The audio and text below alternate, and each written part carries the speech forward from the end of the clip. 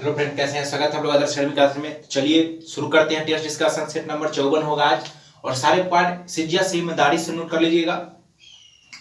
और टीचर लोग का जो है बैठक हुआ, उसमें फैसला लिया गया डिजिटल प्रोटेस्ट जो है करने का फैसला लिया गया, क्योंकि अभी तक जो है लगभग 2-2.5 साल हो गया, लेकिन अभी तक ग्रुप डी के एग्जाम जो है नहीं हुआ है। ठीक है, तो आप लोग जो है जिस भी अथी से जुड़े हुए हैं मीडिया से, चाहे फेसबुक चलाते हैं या ट्विटर चलाते हैं, ठीक है, इंस्टाग्राम चलाते हैं, वहां पर हर एक पर जो है आप अपने प्रोफाइल का एक बेरोजगार लगाइएगा और एक छोटा सा वीडियो बनाइएगा और अपने बारे में बताइएगा।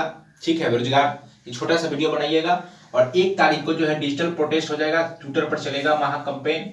उसमें आप लोग जो है जरूर शामिल होइएगा सब स्टूडेंट, ताकि अधिक से अधिक जो है महा कैंपेन में लोग जो है भाग ले सके, ताकि सरकार को बताया जा सके। ठीक है, तब जाकर के जो है एग्जाम का डेट कहीं आगा, क्योंकि सरकार जो है बहरा हो गया है। और एकदम सीरियस, एकदम ईमानदारी से पढ़िए। ठीक है, क्योंकि इस बार देख ही रहे हैं सरकार का क्या पॉलिसी चल रहा है। वैकेंसी सारे जो भी आए हैं उसका एग्जाम भी नहीं हो रहा है, आने वाला समय में भी एग्जाम वैकेंसी आएगा नहीं, इसका कोई गारंटी नहीं है मेरे भाई।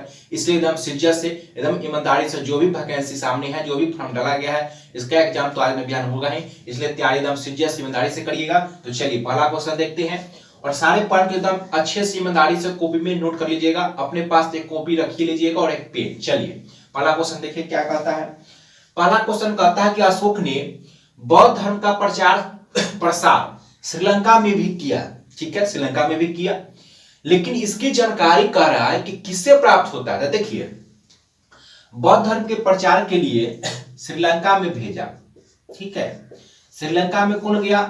तो इसका एक पुत्र था जिसका नाम था महेंद्र, और पुत्री थी एक जिसका नाम था क्या? संघमित्रा।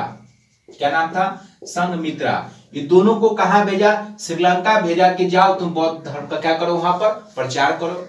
और इसकी जानकारी जो है लिखेगा, इसकी जानकारी जो है वह दीपवंश और महावंश, यह 2 साहित्य है जिससे जानकारी मिलता है कि श्रीलंका में महेंद्र और संघमित्रा को जो है अशोक ने कहां भेजा? बौद्ध धर्म के प्रचार के लिए भेजा। नेक्स्ट पॉइंट लिखिएगा कि अशोक जो है, अशोक यह बिंदुसार के बाद 269 ईस्वी पूर्व, 269 पूर्व जो है यह गद्दी पर बैठता है। यह मगध की गद्दी पर बैठता है। कब बैठता है? 269 ईस्वी पूर्व में मगध की गद्दी पर बैठता है। अशोक में लिखिएगा, अगर पूछे आपसे कि अशोक का नाम अशोक किस अभिलेख में मिलता है, तो मास्की और लिखिएगा, मास्की और गुर्जरा जो अभिलेख है, नोट कीजिएगा, मास्की और गुर्जरा अभिलेख में अशोक का नाम क्या मिलता है? अशोक मिलता है। कई बार पूछा जा चुका है। लेकिन पुराणों में, नोट कीजिएगा, पुराणों में जो है, पुराणों में क्या कहा गया? अशोक को क्या कहा गया है? नोट कीजिएगा, अशोक वर्धन कहा गया है। पुराणों में क्या कहा गया है? अशोक को अशोक वर्धन किया गया है। लेकिन इसका नाम अशोक किसमें मिलता है? मास्की गुर्जरा में मिलता है। अगर आपसे पूछे अशोक के सबसे बड़ा अभिलेख की बात करते हैं, तो लिखिएगा सबसे बड़ा अभिलेख की बात करें हैं तो 7वां अभिलेख जो है इनका सबसे बड़ा लेख है। और सबसे छोटा अभिलेख पूछेगा तो लिखिएगा सबसे छोटा अभिलेख कौन है? तो वह है रूमिक दे अभिलेख जो है, रूमिक दे जो अभिलेख है वह सबसे छोटा अभिलेख है, और 7वां अभिलेख जो है सबसे बड़ा अभिलेख है। अगर आपसे पूछे कि अशोक के किस अभिलेख में कलिंग युद्ध का वर्णन है, तो अशोक के जो स्तंभ लेख जो 13वां है लिखिएगा, उसमें कलिंग युद्ध का वर्णन है। 200 जब गद्दी पर बैठता है अशोक 269 ईस्वी में, उसके 8वें वर्ष बाद 261 ईस्वी में लिखिएगा, 261 ईस्वी में कलिंग की राजधानी तोसली पर अधिकार कर लेता है। 8वें वर्ष ही गद्दी पर बैठते समय कलिंग राजधानी तोसली पर अधिकार कर लेता है। और इसकी जानकारी कहां से मिलता है? 13वां अभिलेख से मिलता है। अगर आपसे पूछे कि अशोक के किस अभिलेख में पशु बलि की निंदा किया गया है, तो लिखिएगा अशोक का जो पहला स्तंभ लेख है उसमें पशु बलि की निंदा कहा गया है। अशोक क्या पूछेगा कि शिलालेखों की खोज सर्वप्रथम किसने किया, तो नोट कीजिएगा 1750 ईस्वी में। कब? 1750 ईस्वी में जो है पादेंद्री पैंथलर ने, लिखिएगा पादेंत्री पैंथल नामक व्यक्ति ने 1750 में अशोक के शिलालेखों का खोज किया, लेकिन यह पढ़ नहीं पाया था। ठीक है, तो पढ़ा कौन मेरे भाई, तो नोट कीजिएगा, पढ़ा कौन था 1837 ईस्वी में जेम्स प्रिसेप। किसने पढ़ा, लिखिएगा, जेम्स प्रिसेप नामक व्यक्ति ने पहली बार 1837 ईस्वी में अशोक के शिलालेख को जो है पढ़ने में सफलता हासिल की। लेकिन खोजा किसने, पादेंत्री पैंथल ने। कब खोजा, 1750 ईस्वी में खोजा। तो सारे पॉइंट जो है एकदम अच्छे से सिज्जत से ईमानदारी से नोट कर लीजिएगा। तो देखिए अब क्वेश्चन आते हैं, क्या कहता है।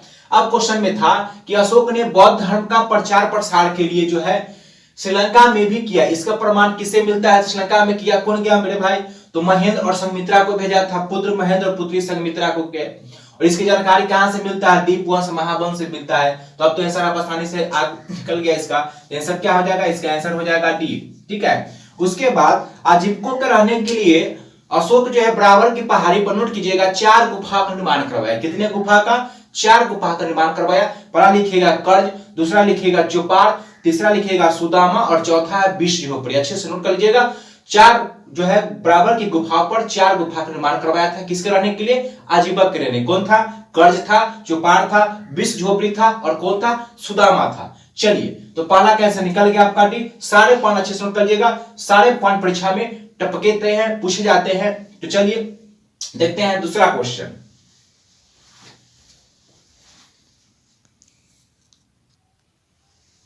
देखिए दूसरा क्वेश्चन देखिए क्या कहता है। दूसरा क्वेश्चन कहता है किस इतिहासकार ने बहादुर शाह को शाह-ए-बेखबर कहा। देखिए बहादुर शाह जो है लिखेगा, यह 65 वर्ष की आयु में गद्दी पर बैठता है।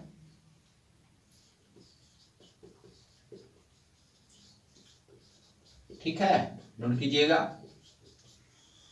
और मराठों और राजपूतों के साथ जो है यह मैत्रीपूर्ण जो है नीति अपनाता है। ठीक है, और इसे जो है खफीखा जो है शाह-ए-बेखबर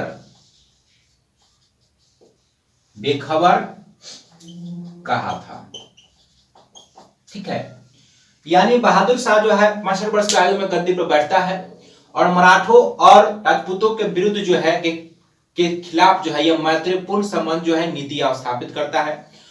और खफीखा व्यक्ति जो था इसे शाह-ए-बेखबर से संबोधित किया था। तो क्वेश्चन पर आइए, क्वेश्चन पर कह रहा है किस इतिहासकार ने बहादुर शाह को शाह-ए-बेखबर कहकर पुकारा था। तो आंसर क्या हो जाएगा आपका, खफीखा हो जाएगा। आंसर कौन हो जाएगा, बी नंबर हो जाएगा, खफीखा। चलिए नोट कर लीजिए, आंसर हो गया आपका खफीखा बी। चलिए दूसरा सवाल देखते हैं। नेक्स्ट सवाल,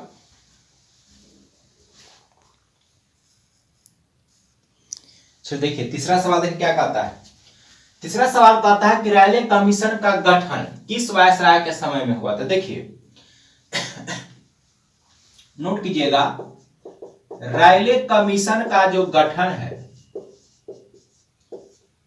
कमीशन का गठन कब हुआ, तो नोट कीजिएगा इसका गठन जो है 1902 ईस्वी में हुआ। कब हुआ, 1902 ईस्वी में रैले कमीशन का गठन किया गया। शिक्षा संबंधित किसके लिए किया गया, तो नोट कीजिएगा शिक्षा संबंधित विकास के लिए। नोट कीजिएगा शिक्षा संबंधित विकास के लिए जो है रैले कमीशन का गठन किया गया। कब किया गया, 1902 ईस्वी में किया गया रैले के। ठीक है, उसके बाद नेक्स्ट पॉइंट लिखिएगा, उसके बाद लिखिएगा रैले की अध्यक्षता में, नेक्स्ट पॉइंट लिखिएगा रैले की अध्यक्षता में ही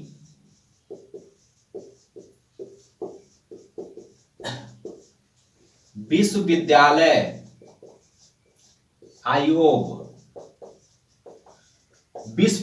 आयोग की स्थापना जो है रैले की अध्यक्षता में विश्वविद्यालय आयोग की स्थापना किया गया। लेकिन अगर आपसे पूछे कि विश्वविद्यालय अधिनियम कब आया, तो नोट कीजिएगा 1902 में ही।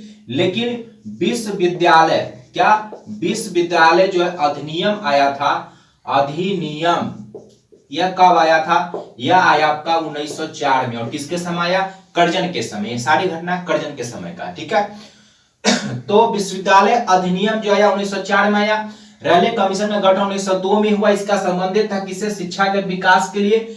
और रैले कमीशन रैले की अध्यक्षता में ही जो विश्वविद्यालय आयोग का गठन किया गया। लेकिन विश्वविद्यालय अधिनियम जो आया वह 1904 में आया। कब आया? 1904 में आया। उसके बाद नेक्स्ट पॉइंट लिखिएगा, एंड्रू फ्रेजर की अध्यक्षता में, एंड्रू फ्रेजर की अध्यक्षता में पुलिस आयोग का गठन किया गया। कौन सा आयोग का गठन किया गया? पुलिस आयोग का गठन किया गया। किसके समय? कर्जन के समय में, ठीक है। एंड्रू फ्रेजर की अध्यक्षता में पुलिस आयोग का गठन किया गया। और एक और लिखिएगा, अकाल आयोग का गठन जो है रैमजे मैकडोनाल्ड की अध्यक्षता में, दारू होता है ना, मैकडोनाल्ड कंपनी के कहता है, पिएगा घर में जो है लगभग उसका अकाले पड़ जाता है, कभी किडनी खराब, कभी फेफड़ा खराब, इसे याद रखिएगा। रैमजे मैकडोनाल्ड की अध्यक्षता में जो है अकाल आयोग, कौन सा आयोग? अकाल आयोग लिखिएगा, रैमजे मैकडोनाल्ड, इसकी अध्यक्षता में जो है अकाल आयोग का गठन किया गया। ये भी किसके समय में गठन किया गया? कर्जन के समय में किया गया। पुरातत्व विभाग का जो है स्थापना किसके द्वारा होता है? ये भी जो है लॉर्ड कर्जन के द्वारा ही होता है। 1905 ईस्वी में बंगाल विभाजन की घोषणा किया जाता है, ठीक है। कब? 1905 में। किसके समय? कर्जन के समय, जिसके लेकर जो है काफी जो है विरोध प्रदर्शन होता है। चलिए, तो क्वेश्चन क्या था यहाँ पर? क्वेश्चन था कि रैले कमीशन का गठन किस वायसराय के समय था? तब का आंसर निकल गया होगा। कौन था? लॉर्ड कर्जन था। इस रैले की अध्यक्षता का संबंध किससे था? विश्वविद्यालय विकास के लिए जो है शिक्षा संबंधित था। और रैले की अध्यक्षता में ही विश्वविद्यालय आयोग का जो है स्थापना किया गया। और विश्वविद्यालय अधिनियम जो आया 1900 कब आया? 1904 में आया। और नेक्स्ट पॉइंट, एंड्रू फ्रेजर की अध्यक्षता में पुलिस आयोग का गठन किया गया था। और अकाल आयोग का गठन जो है वो रैमजे मैकडोनाल्ड की अध्यक्षता में किया गया था। बंगाल विभाजन कब हुआ? 1905 ईस्वी में हुआ। और इसके खिलाफ जो है स्वदेशी आंदोलन, जो इसको प्रदर्शन के लिए कौन सा आंदोलन हुआ? स्वदेशी आंदोलन। नोट कर लीजिएगा, कौन सा आंदोलन हुआ? स्वदेशी आंदोलन हुआ। चलिए, तो आंसर हो गया 3 का, हो गया सी, कर्जन। चलिए नेक्स्ट सवाल देखते हैं।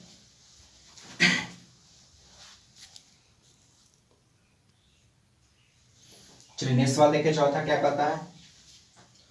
चौथा सवाल कहता है कि संपत्ति के अधिकार को किस वर्ष मौलिक अधिकार की श्रेणी से हटाकर विधि अधिकार यानी कानूनी अधिकार के श्रेणी में रखा गया? तो देखिए, तो इसका आंसर तो हो जाएगा 1978। लिखिएगा, 44वां संविधान संशोधन कब होता है? 1978 में होता है।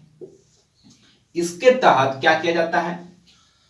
मौलिक अधिकार को जो है, संपत्ति का अधिकार जो मौलिक अधिकार था, इसे हटाकर कानूनी अधिकार यानी विधि अधिकार में जो है रख दिया जाता है। और इसे जो है नोट कीजिएगा 300 के क में जो है ले जाकर के रख दिया जाता है, ठीक है। उसके बाद नेक्स्ट पॉइंट लिखिएगा, 16वां संविधान संशोधन में जो है लोकसभा और राज्य विधानसभा का कार्यकाल जो है 6 से 5 वर्ष जो है किया गया। यानी 42वां संविधान संशोधन में 42वां में यह जो है 5 से 6 वर्ष कर दिया गया था कार्यकाल। लेकिन 44वां संविधान संशोधन 1978 में पुनः 6 से 5 वर्ष कर दिया जाता है। उसके बाद नेक्स्ट पॉइंट लिखिएगा, राष्ट्रीय आपातकाल की जो घोषणा होती है, आंतरिक अशांति के स्थान पर जो है सैन्य विद्रोह का स्थान दिया गया, ठीक है। नेक्स्ट पॉइंट लिखिएगा, आंतरिक अशांति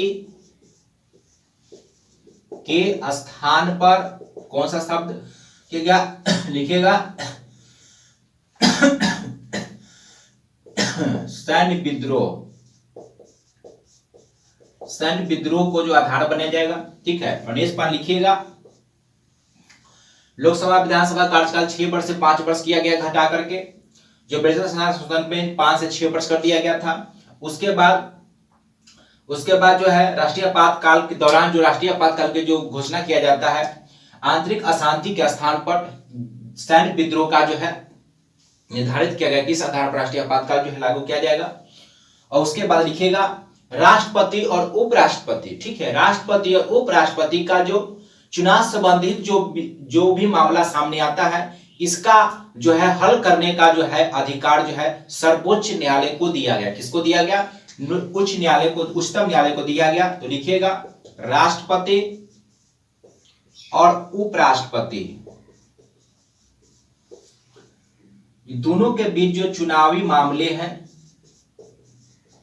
मामले का अधिकार जो है सुनवाई करने का अधिकार दिया गया। किसको दिया गया? नोट कीजिएगा, सर्वोच्च न्यायालय को दिया गया। न्यायालय को जो है अधिकार प्राप्त हुआ किस संविधान संशोधन के तहत? 44वां संविधान संशोधन के तहत ये भी अधिकार में दिया जाता है। कब होता है? 1978 में होता है। तो सारे पॉइंट अच्छे से नोट कर लीजिएगा। चलिए क्वेश्चन क्या था? संपत्ति का अधिकार को किस वर्ष मौलिक अधिकार की श्रेणी से हटाकर कानूनिक अधिकार में रख दिया जाता है? यह हो गया 1978 में 44वां संशोधन के तहत। 44वां संशोधन के द्वारा ही जो है लोकसभा विधानसभा का जो कार्यकाल जो 42वां संशोधन में 5 से 6 वर्ष किया गया था वह पुनः घटा करके 6 से 5 वर्ष कर दिया जाता है। उसके बाद राष्ट्रीय आपातकाल के समय जो आंतरिक अशांति के स्थान पर लगाया जाता था उसे अब सैन्य विद्रोह के स्थान पर लगाया जाएगा व्यवस्था किया गया। और राष्ट्रपति उपराष्ट्रपति का चुनावी जो भी मामला है इसे हल करने का संवैधानिक अधिकार सर्वोच्च न्यायालय को दिया गया, उच्चतम न्यायालय को दिया गया। यह सारे व्यवस्था जो है 44वां संशोधन के तहत जो है किया गया था। सारे पढ़ से नोट कर लीजिएगा। चलिए 5वां सवाल देखते हैं, अच्छे से नोट कर लीजिए।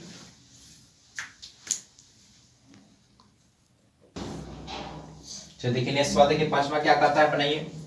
5वां सवाल कहता है वित्त आयोग गठन का अधिकार जो है किसे पास है? देखिए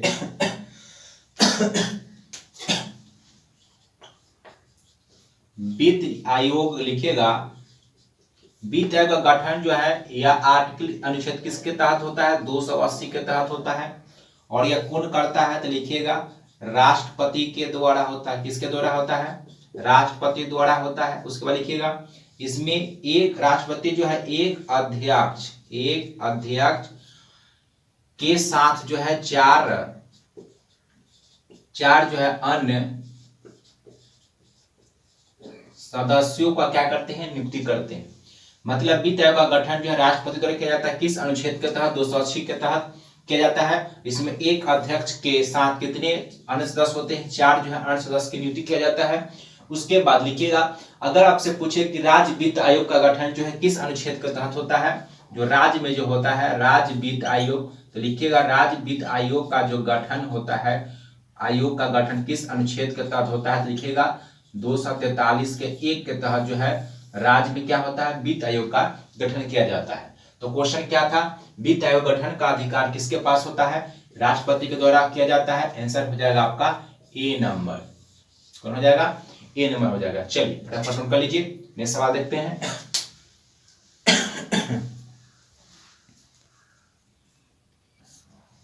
चलिए नेक्स्ट सवाल देखिए क्या कहता है। नेक्स्ट सवाल कहता है कि न्यूनतम समर्थन मूल्य का निर्धारण कौन करता है? देखिए न्यूनतम समर्थन मूल्य का जो गठन किया गया था वह किसके सिफारिश पर अध्यक्षता पर किया गया था? तो लिखिएगा इसका जो गठन किया गया था वह लक्ष्मी झा कांत समिति के सिफारिश पर न्यूनतम समर्थन मूल्य का जो गठन किया गया था। और न्यूनतम समर्थन मूल्य जो है किसके द्वारा लगाया जाता है? यह कृषि लागत और मूल्य आयोग के द्वारा जो है न्यूनतम समर्थन मूल्य जो है लगाया जाता है। आंसर हो गया सी। और इसके लिए कौन सी समिति थी? लक्ष्मी झा कांत समिति। ठीक है, नोट कर लीजिएगा लक्ष्मी झा कांत समिति था। नेक्स्ट पॉइंट लिखिएगा अगर आपसे पूछे, नेक्स्ट पॉइंट लिखिएगा इसमें, अगर आपसे पूछे कि राष्ट्रीय कृषि अनुसंधान आयोग का मुख्यालय कहाँ है? अगर आपसे पूछे कि राष्ट्रीय कृषि अनुसंधान आयोग का मुख्यालय कहाँ है तो नोट कीजिएगा इसका मुख्यालय आपका कहाँ है? हैदराबाद में। कहाँ अवस्थित है? हैदराबाद में। नेक्स्ट सवाल लिखिएगा अगर आपसे पूछे कि राष्ट्रीय कृषि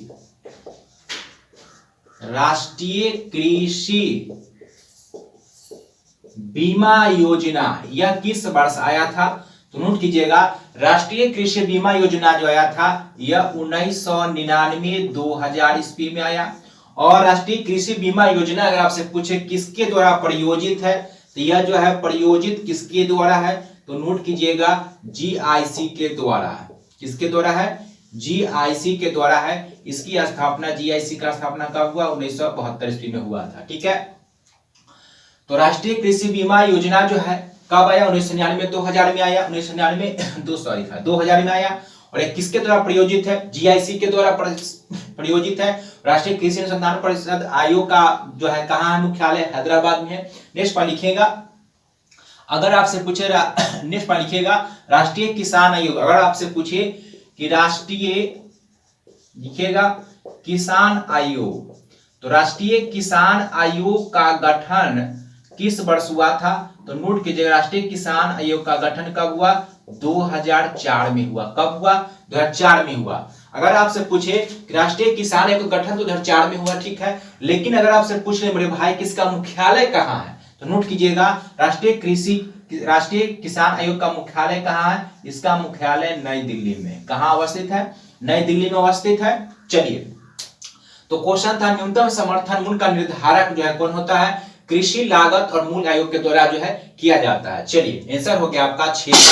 सारे पर अच्छे से नोट कर लीजिएगा। चलिए नेक्स्ट सवाल देखते हैं।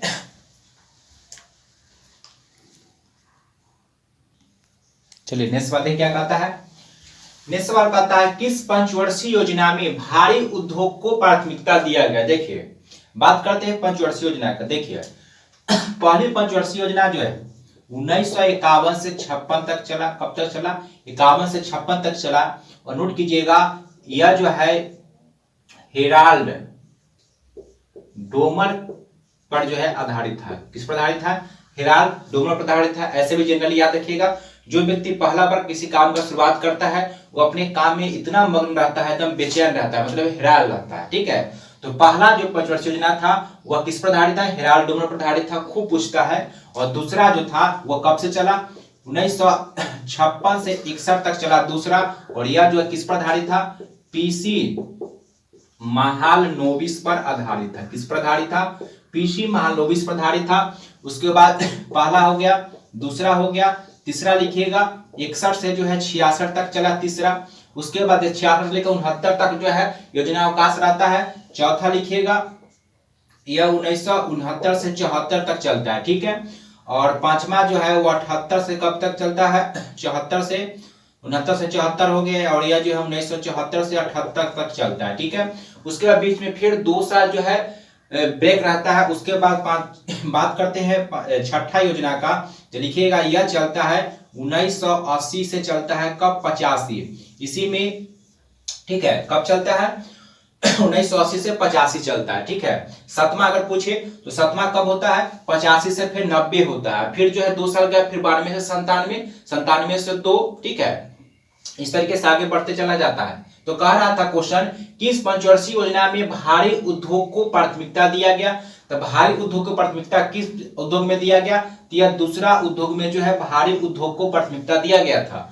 और यह किस पर आधारित था? यह पीसी महालनोबिस पर आधारित था। किस पर आधारित था? पीसी महालनोबिस पर आधारित था। नोट कर लीजिएगा।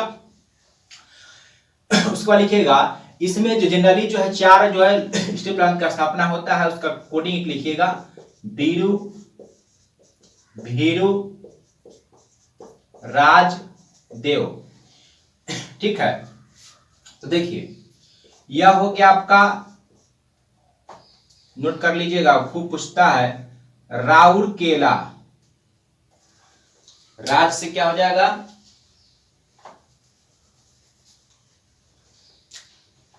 रा से हो जाएगा आपका राउरकेला।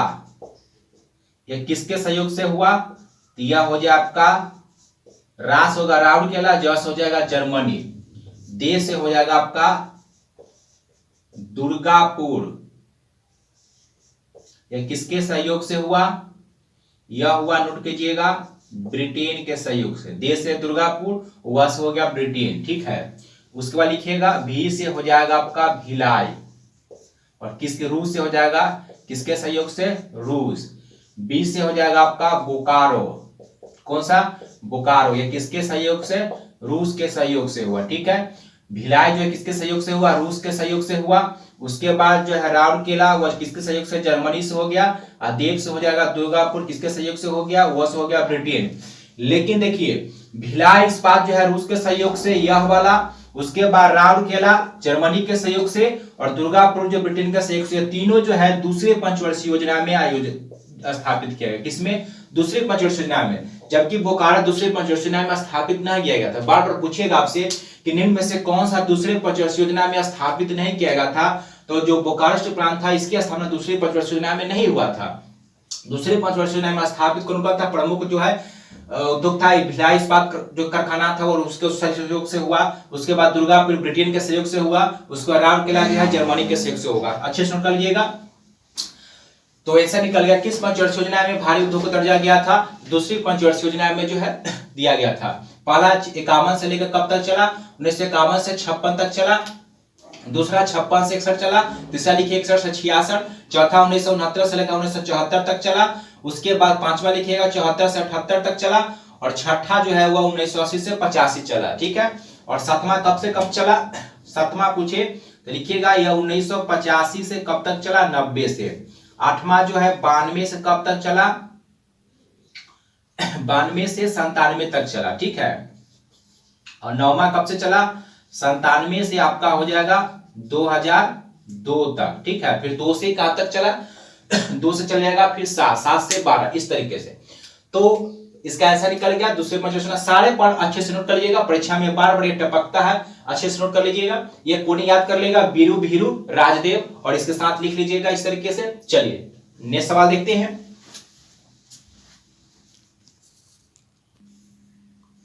चलिए नेक्स्ट पॉइंट देखिए क्या कहता है। नेक्स्ट पॉइंट करता है कि सरदार सरोवर परियोजना से लाभान्वित राज्य नहीं है। देखिए सरदार जो सरोवर परियोजना है, देखिएगा यह कौन सा राज्य लाभान्वित होता है? तो लिखिएगा गुजरात हो गया, उसके बाद प्लस महाराष्ट्र हो गया, प्लस एमपी हो जाएगा, और प्लस में कौन हो जाएगा आपका? राजस्थान। ठीक है। गुजरात, महाराष्ट्र, मध्य प्रदेश, राजस्थान, ये चारों राज्य की जो है संयुक्त परियोजना है। चारों राज्य इससे लाभान्वित होते हैं। लेकिन अगर पूछे सबसे अधिक, तो मध्य प्रदेश जो है इससे सर्वाधिक लाभान्वित होता है। अगर पूछेगा कि सबसे अधिक लाभान्वित होने राज्य कौन है सरदार सरोवर परियोजना से, तो वह है मध्य प्रदेश। और यह किस नदी पर है? तो नोट कीजिएगा, यह मेरे भाई किस नदी पर है? नर्मदा नदी पर है। सारे पढ़ने से ईमानदारी से नोट कीजिएगा। अगर आप रेगुलर आदर्श अकेडमी में क्लास करते हैं तो आपको अलग से पढ़ने की कोई जरूरत नहीं होगा। आपका 100% ज्ञान ग्रुप डी हो या टीपीसी आसानी से आप निकाल सकते हैं, बशर्ते कि रेगुलर आपको क्लास करना होगा, बिना वीडियो स्किप किए क्लास देखना होगा, और सारे पॉइंट अच्छे से नोट करते चलिएगा। चलिए तो सरदार सरोवर परियोजना से लाभान्वित राज्य करा था, राज्य नहीं है, तब ऐसा निकल गया होगा उड़ीसा इसके अंतर्गत नहीं है, आंसर हो जाएगा आपका डी। कौन हो गया? उड़ीसा। नेक्स्ट पॉइंट लिखिएगा। अगर आपसे पूछे कि भाखड़ा नांगल परियोजना, अगर आपसे पूछे कि भाखड़ा नांगल जो परियोजना है, भाखड़ा नांगल परियोजना जो है किस नदी पर है? तो यह तो हो गया आपका सतलज नदी पर। किस नदी पर है? तो नोट कीजिए सतलज नदी पर। लेकिन आपसे पूछे कि भाखड़ा नांगल परियोजना से लाभान्वित राज्य कौन सा है, तो लिखिएगा इससे लाभान्वित राज्य जो है आपका पंजाब हो जाएगा, प्लस में कौन हो जाएगा? हरियाणा हो जाएगा, और प्लस में कौन हो जाएगा? गुजरात। यह तीनों राज्य जो है लाभान्वित है। पूछता है एग्जाम में भाखड़ा नांगल परियोजना से लाभान्वित राज्य कौन हो गया? पंजाब, हरियाणा, गुजरात हो जाएगा। अच्छे से नोट कीजिएगा, पंजाब हो गया, हरियाणा, गुजरात हो गया, ऐसा ही परियोजना है। ठीक है। लेकिन अगर आपसे पूछे, नेक्स्ट पॉइंट लिखिएगा, अगर आपसे पूछे नागा अर्जुन सागर परियोजना जो है किस नदी पर है, तो यह जो है मेरे भाई किस नदी पर है? नोट कीजिएगा कृष्णा नदी पर है। तो नागा अर्जुन सागर परियोजना जो है ये किसके बीच है?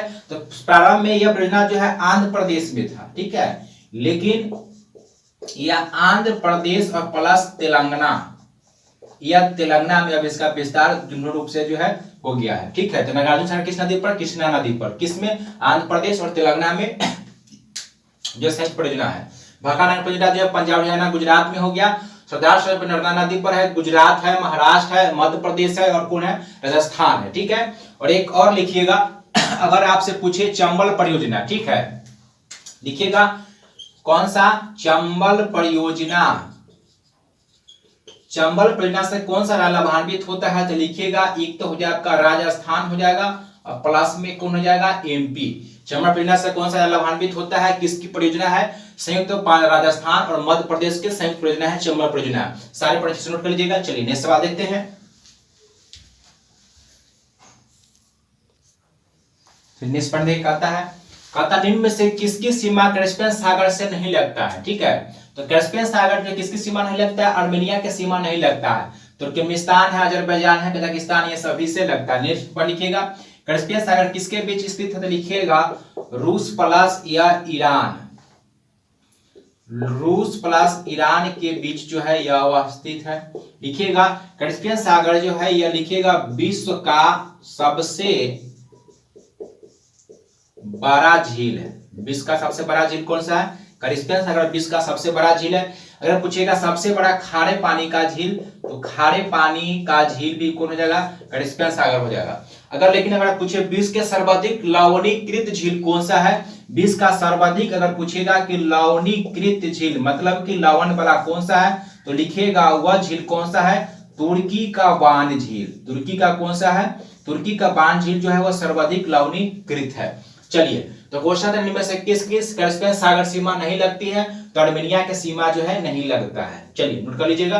नेक्स्ट सवाल देखते हैं। तो देखिए नेक्स्ट सवाल देखिए क्या कहता है। नेक्स्ट सवाल कहता है आधुनिक रसायन विज्ञान के जनक कौन माने जाते हैं। देखिए आधुनिक विज्ञान आधुनिक रसायन विज्ञान के जनक किसे माना जाता है, लेवेजियर को माना जाता है। उसके बाद लिखिएगा अरस्तु को जो है जीव विज्ञान प्लस में राजनीतिक विज्ञान, यह दोनों का जनक किसे माना जाता है, नोट कीजिएगा अरस्तु को माना जाता है। ठीक है, रदरफोर्ड ने लिखिएगा नाभिक का जनक माना जाता है, रदरफोर्ड का नाभिक खोज किया था। ऑटो जो है लिखिएगा यह परमाणु विखंडन, कौन सा, परमाणु विखंडन सिद्धांत किसने दिया था, ऑटो हॉर्न ने दिया था। ठीक है, लेकिन अगर आपसे पूछेगा भौतिकी का, लिखिएगा भौतिकी का पिता किसे कहा जाता है, यह कहा जाता है किसी न्यूटन साहब को कहा जाता है। भौतिकी का पिता किसे कहा जाता है, न्यूटन साहब को कहा जाता है। तो आधुनिक रसायन विज्ञान का जनक किसे माना जाता है, लेवेजियर को आधुनिक रसायन शास्त्र का जो है जनक माना जाता है। चलिए नेक्स्ट बात देखते हैं। चलिए देखिए क्या कहता है डैश एक शुद्ध पदार्थ है, तो इसका आंसर क्या हो जाएगा, इसका आंसर हो जाएगा आपका डी मीथेन। मीथेन का सूत्र क्या होता है, CH4 होता है। नोट कीजिएगा इसे जो है मार्स गैस कहा जाता है। क्या कहा जाता है, मार्स गैस कहा जाता है। उसको लिखिएगा यह जो है एल्केन श्रेणी का यह प्रथम सदस्य है। कौन सा, मीथेन है। इसका सूत्र क्या होता है, CnH2n+2 एल्केन का सूत्र होता है। और यह मार्स गैस के नाम से इसे आकृति की अगर बात करें तो इसका आकृति कैसा होता है, तो नोट कीजिएगा इसका आकृति जो है वह चतुष्फलकीय, कैसा आकृति होता है, चतुष्फलकीय आकृति किसका होता है, मीथेन का होता है। सूत्र क्या हो गया, CH4 मार्स गैस से कहा जाता है, एल्केन श्रेणी का प्रथम सदस्य है जिसका सूत्र CnH2n+2 होता है। आंसर आपका हो गया कौन नंबर, डी नंबर, एक शुद्ध पदार्थ है। चलिए नेक्स्ट सवाल देखते हैं। देखिए 12 नंबर सवाल क्या कहता है, 12 नंबर सवाल कहता है कि मनुष्य के शुक्राणु की आयु कितना होता है। तो मनुष्य का शुक्राणु का आयु कितना होता है, इसका आंसर हो जाएगा आपका 48 से 72 घंटा। मनुष्य का शुक्राणु का जो आयु होता है मात्र 48 से 72 घंटा तक ही जो यह सक्रिय रहता है। चलिए नेक्स्ट सवाल क्या आता है।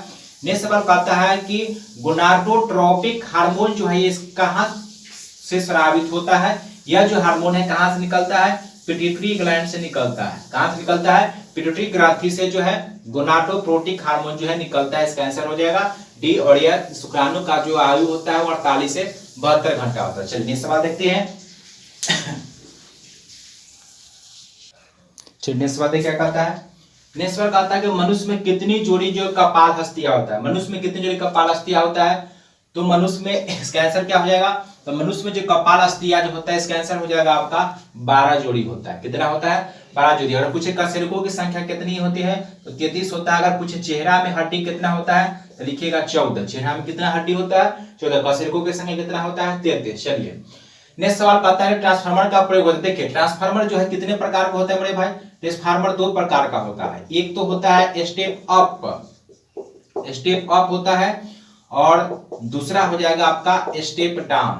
कौन सा हो जाएगा, स्टेप डाउन ट्रांसफार्मर। यह दो प्रकार का होता है जनरली। और यह जो है स्टेप अप ट्रांसफार्मर क्या होता है, स्टेप अप ट्रांसफार्मर वहां पर किया जाता है जहां अधिक से अधिक वोल्टेज की आवश्यकता होती है। स्टेप अप ट्रांसफार्मर जो होता है यह लो वोल्टेज को क्या करता है, हाई वोल्टेज में बदलने का काम करता है। लो वोल्टेज को हाई वोल्टेज में बदलने का काम करता है।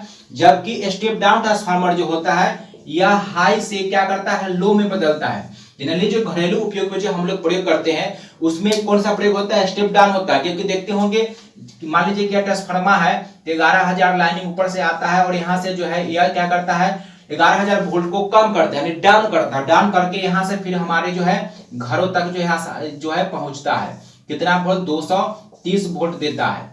तो स्टेप डाउन का प्रयोग जो है हाई वोल्टेज से लो वोल्टेज का काम करता है, और स्टेप डाउन जो है, स्टेप अप जो है वह लो से हाई करता है। ठीक है, इसका प्रयोग अत्यधिक जो बड़े बड़े दुग्धशाला में है वहां पर प्रयोग किया जाता है। स्टेप अप ट्रांसमिशन लाइन में जहां पर अधिक से अधिक वोल्टेज की आवश्यकता हो, बढ़ाना हो, वहां पर स्टेप अप का प्रयोग किया जाता है।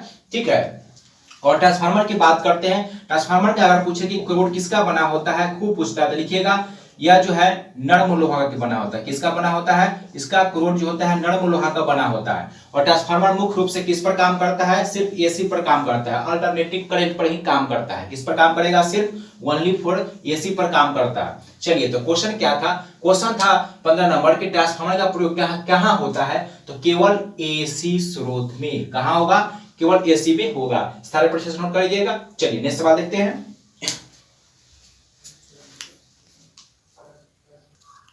देखिए 16 नंबर सवाल है, क्या कहता है, 16 में कहता है पुस्तक द बेंच किसकी कृति है, बनाइए इसका आंसर क्या हो जाएगा पुस्तक द बेंच। देखिए इसका आंसर क्या हो जाएगा, बात करते हैं प्रियंका चोपड़ा को। तो पिछली क्लास में भी लिखाए थे प्रियंका चोपड़ा की पुस्तक क्या है, तो लिखिएगा अनफिनिश्ड ए मेमोरी। ठीक है, अनफिनिश्ड ए मेमोरी किसका है, प्रियंका चोपड़ा का। उसका हंटर बाइडेन का लिखिएगा क्या है, ब्यूटीफुल थिंग्स। ठीक है, ब्यूटीफुल थिंग्स किसका लेखक है, तो हंटर बाइडेन का है। कौन सा पुस्तक, ब्यूटीफुल थिंग्स। ठीक है, और शकुर राथेर का कौन सा है, तो लिखिएगा इनका पुस्तक कौन सा है, लाइफ इन द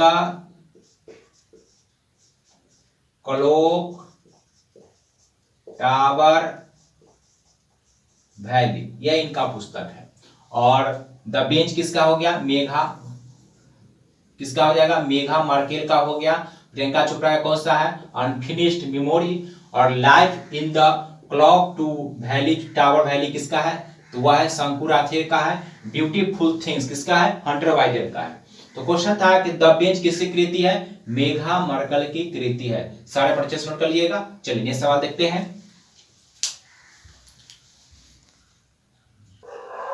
नेक्स्ट सवाल क्या कहता है, 17 नंबर सवाल कहता है कि ओरेकल क्या है। तो ओरेकल क्या है, तो इसका आंसर हो जाएगा ओरेकल जो है एक डाटाबेस है। क्या है, एक डाटाबेस हो जाएगा। ठीक है, कहता है कि अल्पसंख्यक अधिकार दिवस का मनाते हैं। अल्पसंख्यक अधिकार दिवस जो है 18 दिसंबर को मनाया जाता है। ठीक है, विधि दिवस का मनाते हैं 26 जनवरी को विधि दिवस मनाते हैं, कानून दिवस।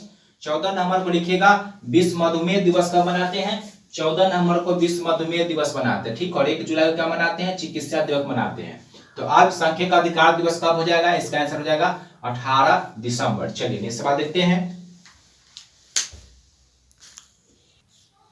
चलिए देखिए क्या कहता है, नेक्स्ट नंबर सवाल कहता है कि के आर नारायण का समाधि स्थल है। देखिए के नारायण का क्या इसका आंसर हो जाएगा आपका उदय भूमि किसका, के नारायण का। किसान घाट किसका, तो लिखिएगा चौधरी चरण सिंह। चौधरी चरण सिंह का कौन है, किसान घाट जो है चौधरी चरण सिंह का। कौन सा है, किसान घाट है। ठीक है, उसके बाद लिखिएगा अभय घाट किसका है, अभय घाट जो है मोरारजी देसाई का। मोरारजी देसाई, अभय घाट किसका है, मोरारजी देसाई का। उसके बाद अगर पूछिए कि महाप्रयाण घाट किसका है तो लिखिएगा यह किसका है, राजेंद्र प्रसाद का समाधि स्थल जो है महाप्रयाण घाट है। अगर आपसे लिखिएगा, अगर आपसे पूछे कि शक्ति स्थल किसका है तो नोट कीजिएगा यह किसका है, इंदिरा गांधी का। किसका है, इंदिरा गांधी का। अगर पूछ लिया आपसे कि राजघाट किसका है तो नोट कीजिएगा यह किसका है, महात्मा गांधी का। किसका है, महात्मा गांधी का। अगर आपसे पूछ ले वीर भूमि, नेक्स्ट पॉइंट लिखिएगा, अगर पूछ ले कि वीर भूमि किसका है तो नोट कीजिएगा यह है राजीव गांधी का।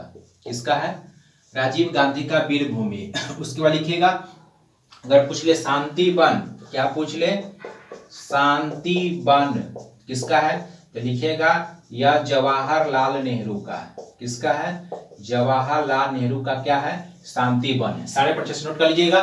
तो के नारायण का समाधि स्थल कौन हो जाएगा, आंसर हो जाएगा आपका उदय भूमि। चलिए नेक्स्ट सवाल देखते हैं, लास्ट सवाल आज का। चलिए देखिए क्या कहता है लास्ट सवाल, कहता फ्यूज किसका बना होता है। फ्यूज आंसर क्या हो जाएगा, टीन और सीसा का मुख्य संगठन होता है फ्यूज। फ्यूज का क्या होता है, उच्च प्रतिरोध और निम्न कलांक होता है। यह क्या होता है, जब शॉर्ट सर्किट होता है, आवश्यकता से अधिक धारा होता है तो सर्किट को क्या करता है, यह सर्किट को क्या करता है, भंग कर देता है। क्या करता है, सर्किट को यह भंग करता है और भंग करने के बाद क्या होता है, भंग कर देता है, जिसके कारण हमारे जो उपकरण जो लगे होते हैं वह क्या होते हैं, उपकरण जो है सुरक्षित रहते हैं। ठीक है, तो उपकरण की दृष्टि से, सुरक्षा की दृष्टि से जो है हम क्या करते हैं, फ्यूज का प्रयोग करते हैं। जब शॉर्ट सर्किट होता है या आवश्यकता से अधिक धारा आता है तो यह जो सर्किट को क्या करता है, भंग कर देता है। ठीक है, क्योंकि जब शॉर्ट सर्किट होता है तो क्या होता है, अचानक एकाएक जो है अधिक धारा जो है प्रवाहित होने लगता है। और जो फ्यूज है किस पर आधारित होता है, लिखिएगा, पूछता है यह उष्मा के तापन प्रभाव पर। किस पर, उष्मा के तापन प्रभाव पर यह आधारित होता है।